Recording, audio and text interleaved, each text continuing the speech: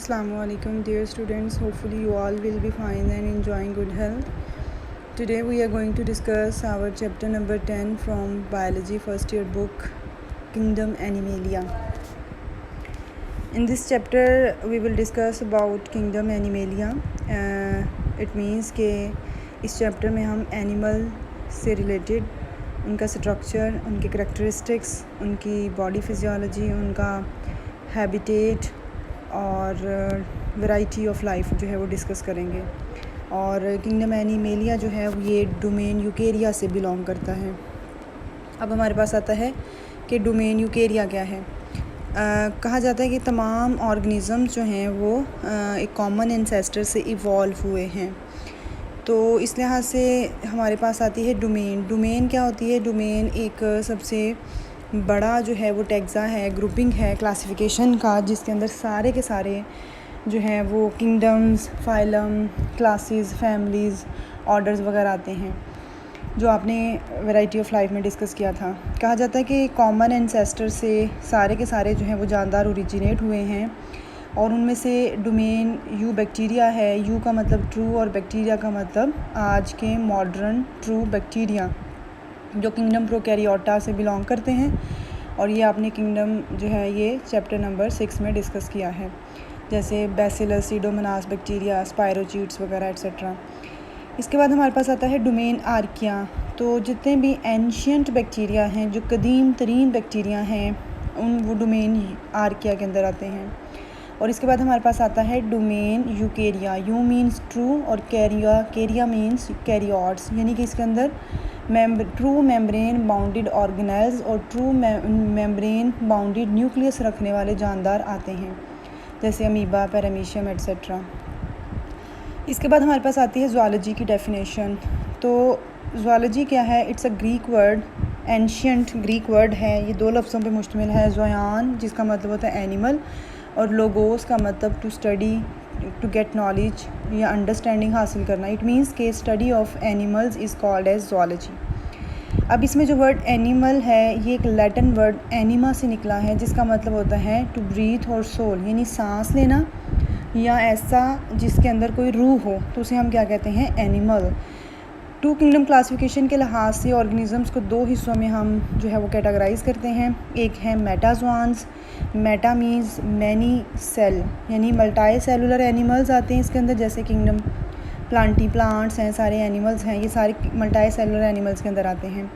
जबकि प्रोटोज़ोआ इसके अंदर यूनिसेलुलर एनिमल्स आते हैं, मीन्स के जिनके अंदर एक सेल पे मुश्तमिल उनकी बॉडी होती है, जैसे बैक्टीरिया, पैरामीशियम, यूग्लिना लाइक। इसके बाद आपने चैप्टर नंबर 5 में डिस्कस किया था रॉबर्ट विटेकर का 5 किंगडम क्लासिफिकेशन सिस्टम, जिसमें कहा जाता है कि जो प्रोटोज़ोआन्स हैं उनको एक सेपरेट किंगडम प्रोटोक्टिस्टा के अंदर रखा गया है।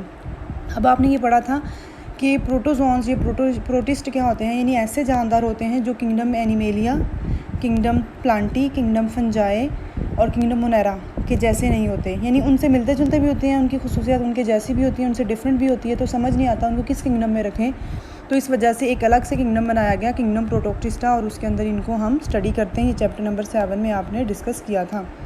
इसके बाद हमारे पास डेफिनेशन आ जाती है। How will we define animals या किंगडम एनिमेलिया को कैसे डिफ़ाइन करेंगे? तो आप बताएंगे कि all living organisms, a living organism that are multicellular, यानी जिसकी बॉडी एक से ज़्यादा सेल्स पे मुश्तमिल होती है। डिप्लॉयड होगा, यानी नंबर ऑफ़ क्रोमोसोम्स के 2 सेट्स होंगे। यूकैरियोटिक होगा, यानी कि उसके अंदर ट्रू मेम्ब्रेन बाउंडेड ऑर्गेनेल्स भी होंगे और ट्रू न्यूक्लियस भी होगा। और वो हेट्रोट्रॉफ्स होते हैं। एज यू नो दैट कि animals can not prepare their own food, they depend on other organism for their food. तो ये हेट्रोट्रॉफ्स हैं, जबकि प्लांट्स वगैरह जो होते हैं वो ऑटोट्रॉफ्स होते हैं। तो एनिमल्स हेट्रोट्रॉफ्स होते हैं और ये इंजेस्टिव हेट्रोट्रॉफ्स होते हैं। इट मीन्स के ये फूड को इंजेस्ट करते हैं। इंजेस्ट का मतलब होता है खुराक को मुंह के अंदर या मुंह लाइक, जैसे माउथ लाइक स्ट्रक्चर होता है उसके अंदर रखना। तो ये इंजेस्टिव हेट्रोट्रॉफ्स में आते हैं। And well from to dissimilar haploid gametes, और ये दो मुख्तलिफ, यानी डिसिमिलर का मतलब है मुख्तलिफ, डिफरेंट हैप्लॉइड गैमेट से मिलके बनते हैं। और जो गैमेट्स हैं उसके अंदर एक बड़े साइज़ का एग होता है और एक स्मॉल साइज़ का स्पर्म होता है। एग और स्पर्म मिलते हैं तो उसके नतीजे में फर्टिलाइजेशन होती है, तो फर्टिलाइजेशन के नतीजे में ज़ाइगोट बनता है। तो ज़ाइगोट एक सेल होता है, उसी से सारे के सारे कंप्लीट जानदार की डेवलपमेंट होती है। सारे बायोलॉजिस्ट का ख्याल है कि एनिमल जो है वो इवॉल्व हुए हैं फ्रॉम प्रोटोक्टिस्टा। ये इंपॉर्टेंट MCQ बनता है कि एनिमल किससे ओरिजिनेट हुए हैं। तो सारे के सारे एनिमल्स जो हैं वो प्रोटोक्टिस्टा से ओरिजिनेट हुए हैं, लेकिन किस तरह के प्रोटिस्टा से और किस तरह के इन्वायरमेंट के अंदर, ये क्वेश्चंस अभी भी स्टिल डिबेटेबल है, यानी इन पे अभी भी काम हो रहा है। तो ये थी हमारे पास डेफिनेशन। इसके बाद हमारे पास आ जाती है एनिमल की एवोल्यूशन। तो यहाँ पे बहुत ज़्यादा वैरायटी है जो हम इस चैप्टर में डिस्कस करेंगे। इसके अंदर हम यूनिसेलुलैरिटी से हम मल्टी सेलुलैरिटी को डिस्कस करेंगे, स्पेशलाइजेशन, बॉडी कम्प्लेक्सिटी को, टिश्यूज़ किस तरह से मिलके बनाते हैं, और इसके बाद सिमेट्री को डिस्कस करेंगे। सिमेट्री की 2 टाइप्स होती हैं, बायलेटरल और रेडियल सिमेट्री। फिर हम इसके अलावा इसमें बॉडी कैविटी की बात करेंगे, ठीक है, बॉडी किस लिहाज से होती है, सैलम की बात करेंगे। इसके अंदर सेगमेंटेशन की बात करेंगे, बॉडी किस तरह की है, स्केलेटन किस तरह का है, ये सारी चीज़ें इस चैप्टर में हम डिस्कस करेंगे। और इसके अंदर हम डिफरेंट फाइलम्स को डिस्कस करेंगे। फ़ाइलम हमारे पास आता है जैसा कि Porifera, phylum Cnidaria, phylum Platyhelminthes, phylum Nematoda, phylum Mollusca, phylum Annelida, phylum Arthropoda, phylum Echinodermata and phylum Chordata. तो ये सारी चीज़ें इस चैप्टर के अंदर हमने डिस्कस करनी हैं।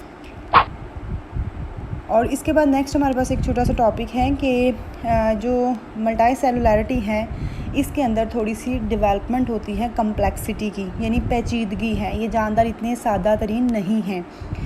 तो इसके अंदर सबसे पहली बात यह है कि जानदार जो इसके अंदर हम डिस्कस करेंगे मेटाज़ोआन्स के अंदर, ये जो हैं ये मल्टी सेलुलैरिटी, यानी इनके अंदर एक से ज़्यादा सेल्स हैं और वो सेल्स मिलके टिश्यूज़ बनाते हैं, टिश्यूज़ मिलके ऑर्गन मिलके ऑर्गन सिस्टम बनाते हैं और एक पूरा जानदार बनता है।